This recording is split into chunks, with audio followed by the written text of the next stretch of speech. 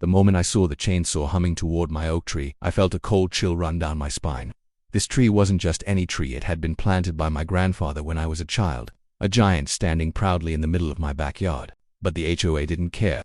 One complaint from a neighbor about shade issues and suddenly, my centuries-old oak was doomed. By the time I ran outside, half of it had already fallen. The raw smell of sawdust filled the air, and the one's branches lay scattered across my lawn like broken dreams. I was furious, heartbroken, and completely powerless. Yet, as shocking as it seemed, this brutal act would soon turn into something none of us could have imagined. People began stopping by, snapping photos of the split trunk, marveling at its unusual shape, and soon, my mutilated tree became the most talked-about spot in the county. What the HOA thought would humiliate me became my greatest story of triumph. It all began when the first branch hit the ground, splintering like shattered glass. I shouted at the workers, demanding they stop, but the HOA supervisor shrugged, saying it was company policy. I couldn't believe it. They were treating my family history like trash. Over the next few days, I cleaned up the debris, trying to save what I could. I even hung lanterns and small decorations around the remaining trunk, giving it a strange, eerie beauty. Word got around fast. My neighbors came by out of curiosity, then out of admiration. Instagram accounts, local photographers, and even bloggers visited. The tree became a canvas for art, a backdrop for selfies, and an unexpected tourist attraction. I realized that the HOA's cruelty had unintentionally created a landmark. People were laughing, taking pictures, and sharing stories about resilience and beauty born from destruction. The tree, split in half, symbolized survival, creativity, and unexpected fame. And in the end, I learned that sometimes destruction can spark inspiration. What was meant to be my loss became a gift, drawing strangers, photographers, and families to see the remarkable tree that refused to be forgotten.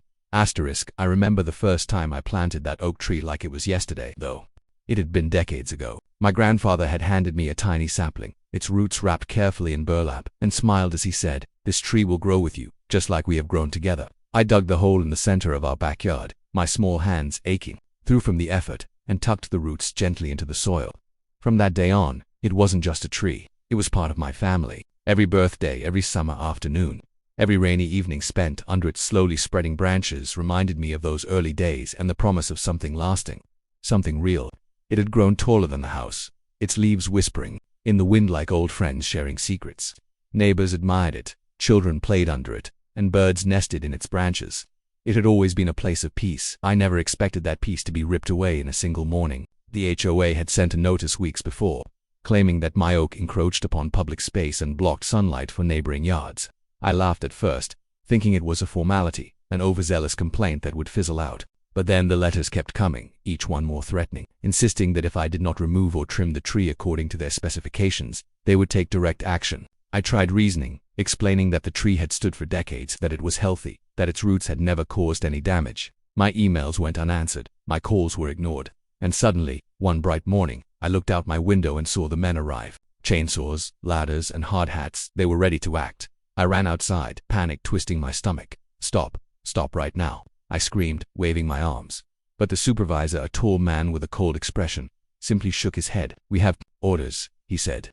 I stared at him, incredulous, trying to understand how my life, my history, my memories could be erased with such casual cruelty. The first cut was made, a jagged slice into the trunk, and the tree shuddered as though in pain. Sawdust flew like tiny golden clouds in the morning sun. My knees went weak as the chainsaw roared, and I felt helpless watching the giant oak, once strong and unwavering, begin to split. Branches crashed to the ground, leaves shivering in their final moments. I tried calling the HOA board, leaving message after message, hoping someone would intervene, but it was clear they had decided this was about power, not reason.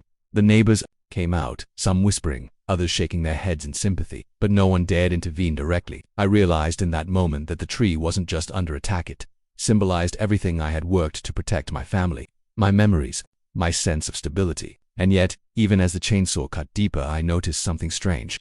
The tree, despite the wounds, seemed to hold itself upright. It had taken decades to grow strong, and now it refused to crumble completely. By the time they left, half of it was gone, lying in splintered chaos across my yard. I stood there for what felt like hours, staring at the devastation, my hands shaking and my throat tight. Tears streamed down my face, not just for the tree, but for the memories I thought had been erased. The smell of sawdust and freshly cut wood filled the air, and for the first time in years, the backyard felt empty.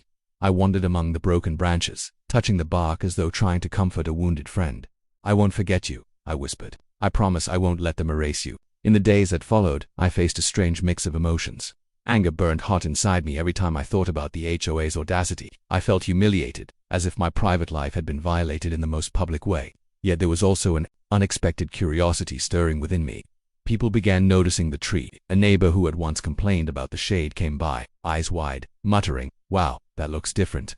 Others parked their cars nearby, taking photos, pointing at the jagged split and the odd angles of the remaining branches. It was as if the destruction itself had given the tree a new kind of beauty, raw and unplanned but undeniably captivating.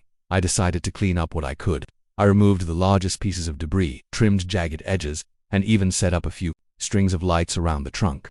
At first it felt absurd, decorating something that had been violently attacked, but slowly it began to feel like I was reclaiming my space, asserting that even in destruction, there could be life, there could be hope. Birds started returning to the upper branches, and small squirrels began exploring the gaps. The tree had lost half its body, but it had not lost its spirit. Then came the unexpected visitors. A local photographer spotted the tree and asked if he could take pictures. He framed it against the setting sun, capturing the jagged edges and the twisted branches in a way that made it look almost heroic. Soon, more photographers arrived, each trying to capture the strange beauty of what had been damaged. People who had never spoken to me came by simply to see it, to take selfies, to marvel at the resilience of something they assumed would have been destroyed. It was surreal. The very thing the HOA tried to erase had become a landmark. I even noticed children from the neighborhood who had never been interested in my yard, playing near the tree, inventing games around the split trunk. They didn't see a broken tree, they saw an adventure, a place to climb, a secret fort in plain sight. I realized then that the oak had given me one final gift, a reminder that life, no matter how harshly interrupted, can still grow in new and unexpected ways. I began to see the tree not as a victim but as a survivor. One evening, as the sun dipped below the horizon and the yard was bathed in a warm orange glow, I stood by the tree with my hands resting on the rough bark. I whispered stories to it, just as I had when I was a child, and I felt a strange connection to every person who had come to see it. It wasn't just my tree anymore, it belonged to everyone who could appreciate beauty born from hardship. And I understood something important. The HOA's attempt to punish me had failed in the most spectacular way. They had tried to humiliate me, but instead they had given me the most remarkable story of resilience I could ever imagine. That night I wrote down everything that had happened, trying to capture the horror, the heartbreak, and the strange magic that followed. I wanted to remember how a single act of cruelty could inadvertently create something so powerful. By the time I finished, I realized that this was only the beginning. The tree had survived, and so had I. Its branches may have been halved, its trunk scarred, but it was alive, and through it, I had found a new purpose. And in that moment, I made a silent promise. I would protect this tree, nurture it, and share its story with anyone who would listen. Because sometimes, the greatest beauty doesn't come from perfection, it comes from survival, from enduring through adversity, and from turning destruction into inspiration. That half-cut oak tree had become more than just a part of my backyard. It had become a symbol of resilience, a beacon for the curious, and a reminder that life, even when broken, can still stand tall. After the first few days of shock and heartbreak, I began noticing a strange shift in how people reacted to the oak tree. What I had expected to be a source of humiliation slowly transformed into a fascination. Cars would slow down as they drove past my house. Strangers would step out of their vehicles, cameras and phones in hand, to take pictures of the split trunk. Some would laugh with delight, others would gaze silently, seemingly lost in thought as they admired the unusual angles of the branches. I couldn't help but feel a mix of disbelief and pride. The tree, which the HOA had tried to destroy, had somehow become something remarkable. Even from the street, its jagged silhouette looked heroic, as if it had faced an enemy and survived. The next morning I woke up to find a small crowd in my yard. It wasn't large, maybe 4 or 5 people, but they were there, kneeling by the roots, taking close-up photos, and chatting in excited whispers. I opened the door and stepped outside, unsure whether to be annoyed or welcoming. One of them, a young woman with a camera slung over her shoulder, looked up at me and smiled. "This tree, it's amazing," she said. "It's like it's alive with a story. Can I take some photos from your yard?" I blinked. I hadn't realized that what had been a personal tragedy for me could inspire others. I hesitated for a moment but then nodded. "Sure, just don't climb on it," I warned gently. She nodded gratefully and began photographing, capturing shadows on the jagged bark and the sun glinting off the splintered edges. Word spread quickly. By the end of the week, the yard had become a small attraction. Local bloggers and ins came to capture its unique shape, sharing images with captions about resilience, survival, and beauty born from destruction. I found it fascinating.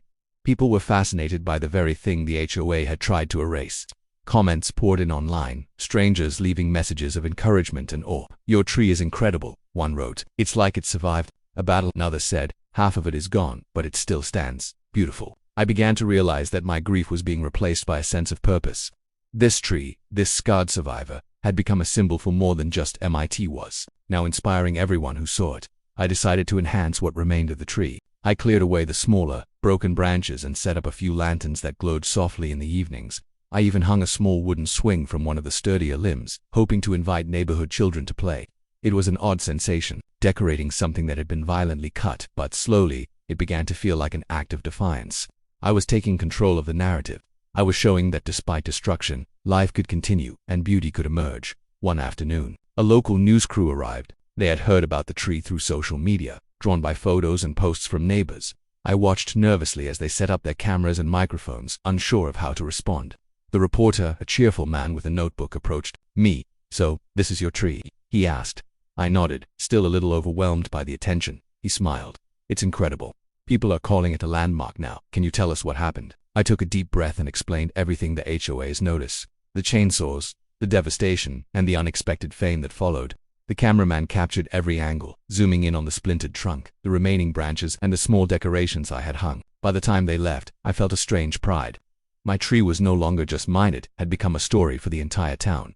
The attention brought more visitors. Families came by, curious and excited to see the tree. Children would run around its base, pointing at the unusual shapes and laughing as they imagined it as a castle, a ship, or a fortress.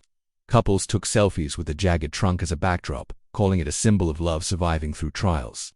I began to understand the power of symbolism, how a single tree, wounded yet standing, could connect so deeply with people's emotions. It was no longer just wood and leaves, it was a testament to endurance, to facing adversity and refusing to be destroyed. But not everyone was thrilled. The HOA, clearly embarrassed by the unexpected attention, began sending letters again. They demanded that I remove what remained of the tree, claiming it was an eyesore and a safety hazard. I read the letters in disbelief. This was the same tree they had tried to cut down without notice, and now they wanted me to erase the very thing that had captured the town's admiration. I felt a surge of anger. Their attempt to assert control had backfired spectacularly. I drafted a response, calmly but firmly stating that the tree was healthy, posed no danger, and had become a community landmark. I even attached photos and quotes from visitors who praised it. It was almost poetic. What they had tried to destroy had turned into a source of pride. Despite the tension, life around the tree continued to evolve in surprising ways. Local artists started to use it as inspiration, painting it in galleries and drawing sketches of the split trunk. Photographers captured the light through the remaining branches at sunrise and sunset, producing images that looked like something out of a magazine. Even nearby schools organized field trips so students could observe the tree and learn about resilience, nature, and community. I watched as my once private yard became a hub of creativity, a place where people could experience wonder and reflection. One evening, as I sat beneath the remaining branches, a sense of calm settled over me. The wind rustled through the leaves, and the sunlight painted golden patterns on the ground. I realized that despite all the anger and heartbreak, something magical had happened. The tree had survived, and in doing so, it had inspired me and everyone who came to see it. I felt connected to my grandfather, to the memories of my childhood, and to a community that had found joy and meaning in what was once just my personal treasure. The split oak had become a symbol of defiance and creativity, of life continuing despite attempts at destruction. I began thinking of ways to preserve it for the future. I researched protective treatments for the wood, consulted arborists, and reinforced the remaining branches. I even started keeping a journal, documenting the stories of the visitors, the photos, and the conversations sparked by the tree. Each entry reminded me that what had been intended as a punishment had become a celebration. The tree's scars were no longer a mark of loss, they were a testament to survival and resilience. As the days turned into weeks, the tree became more than just a landmark. It became a meeting point, a source of inspiration, and a reminder that adversity could sometimes lead to unexpected beauty. I began to notice how people approached it with care and reverence, as if they understood its story without needing to be told. Visitors would leave small token stones, ribbons, even hand-drawn sketches around the base of the tree. Each token was a tribute, a silent acknowledgement that life, even when damaged, could still inspire. And yet the HOA continued their complaints, though their letters seemed increasingly desperate. It was clear that they had underestimated the power of what they had tried to destroy. Their attempts to control the narrative had failed, and the community had claimed the tree as its own. I found a strange satisfaction in this. What had started as a personal tragedy had grown into something communal, something larger than myself. My tree had become a story that people wanted to be part of, a shared experience of resilience, creativity, and wonder. By the end of the chapter, I realized that this oak tree, half cut and scarred, had changed not just my backyard but my perspective on life. I understood that sometimes loss and destruction could open doors to unexpected growth and connection. The attention it drew, the inspiration it sparked, and the joy it brought to others were proof that beauty could emerge from adversity. What the HOA had tried to erase had instead become a symbol of triumph. And as I stood beneath the jagged branches, watching the sunset paint the sky in brilliant colors, I felt a deep sense of peace. The tree had survived, and so had I. Together, we were creating a story that no one could ever forget. By the time Chapter 3 began, the oak tree had fully transformed from a personal loss into a local sensation. The moment I stepped outside each morning, I was greeted by the hum of curiosity. Cars slowed at the corner, and people would park along the street to wander into my yard, cameras in hand. Some were cautious, keeping their distance, while others couldn't resist touching the rough bark, marveling at the jagged split that ran down the trunk. I had come to accept that my private space had become public, and surprisingly, it didn't bother me. In fact, I felt a strange pride. What had once been an object of destruction was now a magnet for admiration. Social media played a massive role in the transformation. Someone had posted a photo of the tree on a local Instagram page, showing the sunlight streaming through the twisted branches. Within hours, the post had hundreds of likes, comments, and shares. People from nearby towns began arriving, wanting to see the half-cut oak for themselves. Bloggers wrote articles about it, calling it a symbol of resilience and the tree that refused to die. Even small business owners nearby capitalized on the attention, setting up coffee stands and pop-up art booths on weekends for visitors. It was surreal to watch my backyard turn into a cultural phenomenon. The same tree that the HOA had tried to erase had become something far bigger than myself. The attention wasn't entirely positive, though. The HOA was furious. Their letters grew increasingly aggressive, demanding that I remove what remained of the tree and threatening fines. They even suggested legal action, claiming that the tree was a public nuisance now that it drew crowds. I laughed as I read one particularly angry letter, amazed at how blind they were to what they had created. It was almost poetic.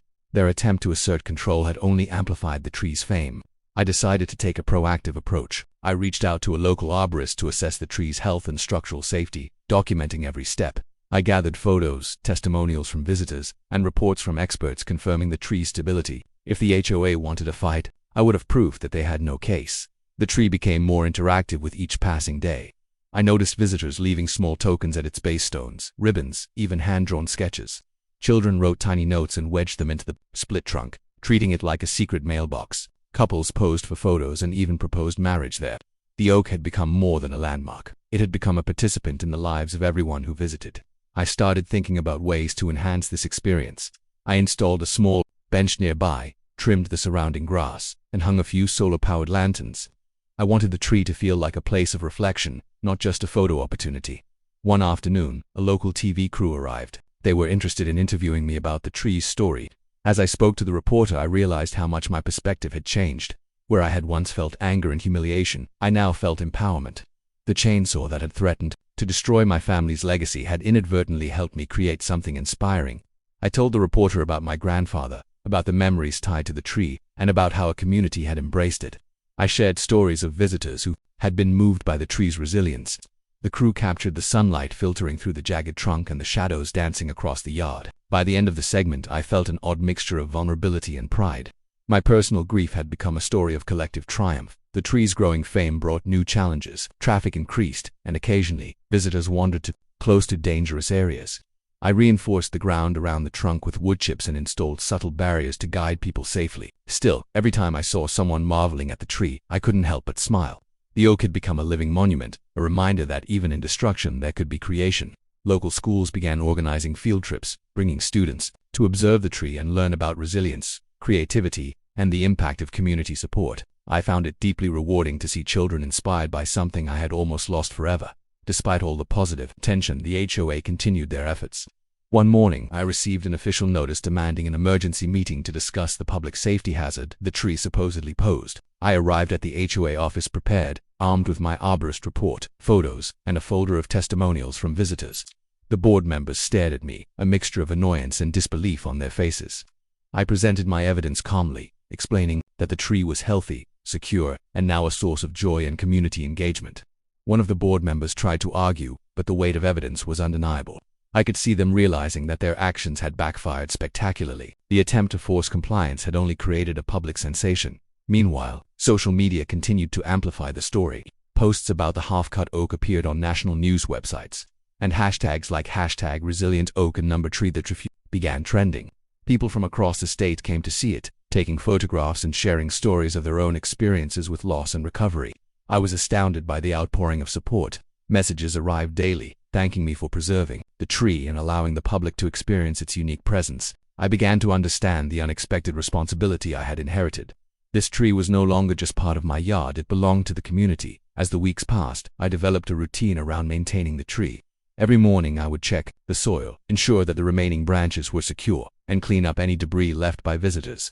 I documented everything, taking notes on the visitors' reactions, the changes in the yard, and the tree's growth. I even began hosting small informal gatherings where local artists and writers could share their interpretations of the tree. People would bring sketchbooks, cameras, and notebooks, using the oak as a source of inspiration. The yard became a place of creativity, reflection, and connection, far beyond what I could have imagined when I first saw the chainsaw buzzing toward my grandfather's tree. Despite the overwhelming positivity, the HOA refused to back down entirely. They continued sending letters, posting notices, and even trying to organize meetings to intimidate me. I refused to respond to their threats aggressively. Instead, I focused on building community support. Local residents attended HOA meetings to speak on behalf of the tree, highlighting its impact on tourism, art, and education. Their voices, combined with the growing media attention, made it clear that the HOA's attempts to control the narrative were futile. Their anger and frustration were only making the tree more famous. The tree's status as a landmark began to influence other aspects of life around my property. Nearby businesses reported increased foot traffic, and local photographers booked sessions specifically at the site. Families held picnics, children played games, and couples used it as a backdrop for weddings and engagements. Even small community events, like craft fairs and charity fundraisers, found their way to the yard. I watched all this with a mixture of pride and disbelief. The oak tree, once a victim of destruction, had become a center of life and creativity. Its presence reminded me daily that even in the face of adversity, there could be opportunity, beauty, and connection.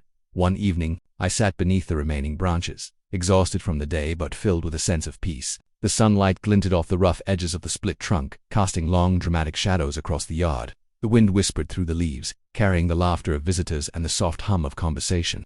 I reflected on everything that had happened, the anger, the heartbreak, the unexpected fame, and realized that this tree had taught me a profound lesson. Destruction can spark creation.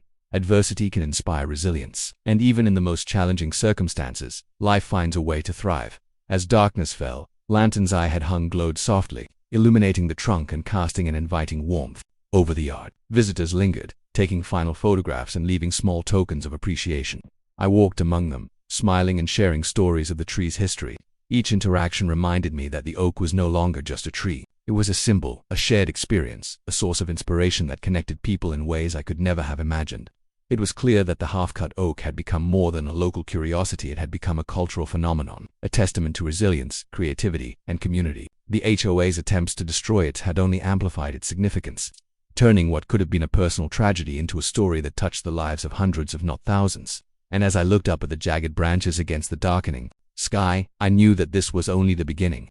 The tree, though scarred, stood tall, and with it, so did I.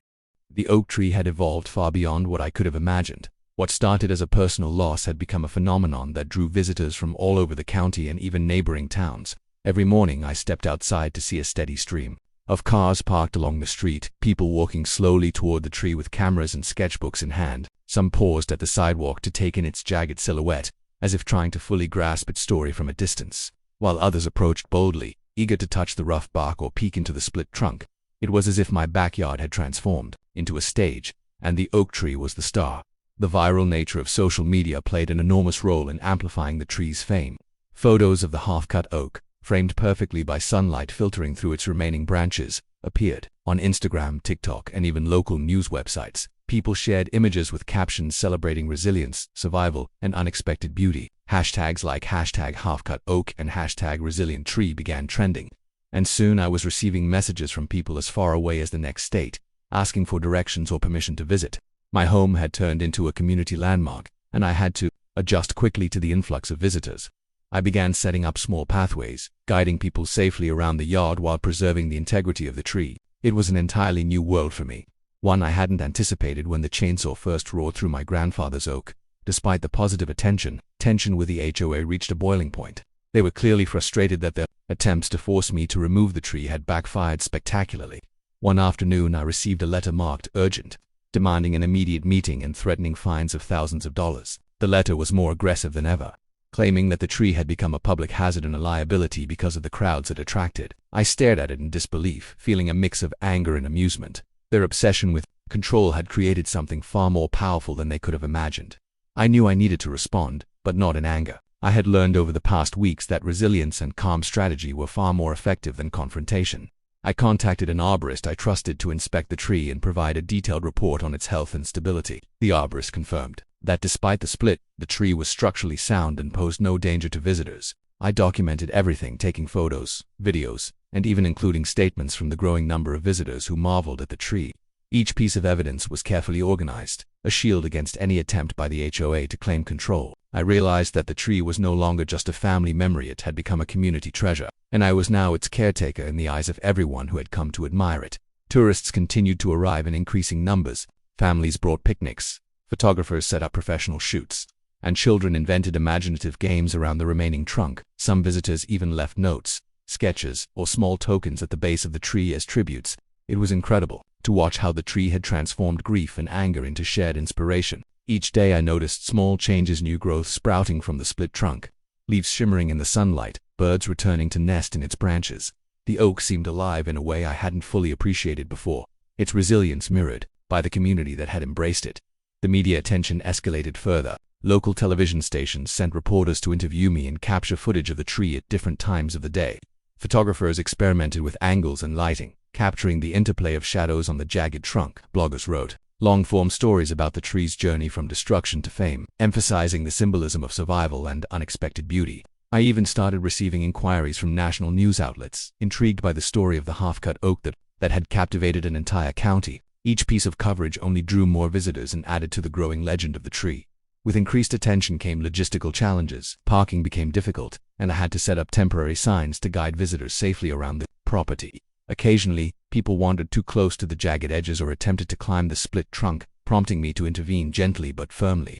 I began to appreciate the responsibility of being a caretaker for something that had outgrown its private origins. It was no longer just my tree. It belonged to everyone who valued resilience, creativity, and the story it represented. I started keeping a log of visitors, documenting their reactions, and even noting creative projects inspired by the tree. The HOA, meanwhile, grew increasingly desperate. They attempted to rally neighbors against me, claiming that the crowds were a nuisance and that the tree was creating traffic hazards. Their letters grew more hostile, even threatening legal action to force me to cut down what remained. I could sense their panic. They had underestimated the power of community support and the reach of social media. Their attempts to intimidate me had only fueled the tree's fame and strengthened my resolve to protect it. Each letter they sent seemed almost comical compared to the joy and inspiration the tree had brought to so many people. One afternoon, a local school teacher arrived with a group of students, asking if she could bring her class to observe the tree for a science and art project. I agreed immediately, thrilled that the tree was becoming a teaching tool. The children circled the trunk, sketching its unusual form and measuring its height. They asked questions about its growth, its history, and how it had survived the chainsaw attack. Their curiosity and enthusiasm were contagious, and I realized that the tree had transcended its physical presence. It had become a symbol of knowledge, creativity, and resilience. By the end of the visit, the children had left hand-drawn, the sketches and small notes tucked into the bark as gifts. It was touching to see how a tree that had been attacked could inspire so much positivity and learning. Even neighbors, who had once complained about the shade, began to appreciate its significance. They saw the influx of visitors and the joy it brought to children, photographers, and families. Slowly, the narrative shifted from a nuisance to be removed to a community treasure to be celebrated. Some even admitted to me privately that they had underestimated the impact of the oak tree and were amazed at how it had become a point of pride for the entire county. The transformation was astonishing. What had been a source of conflict had now become a unifying symbol. As the tree's fame grew, I started documenting its journey more intentionally. I photographed it at sunrise, capturing the first rays of light glinting off the jagged edges, and again at sunset, when the shadows created dramatic patterns across the yard. I recorded videos of visitors interacting with the tree, capturing laughter, awe, and inspiration. I even created a small journal detailing its history, the challenges it had faced, and the unexpected fame it had achieved. It felt important to preserve the story, not just for myself, but for everyone who had been touched by it.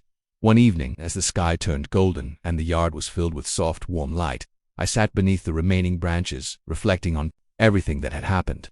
The wind whispered through the leaves, and the shadows of the jagged trunk stretched across the lawn.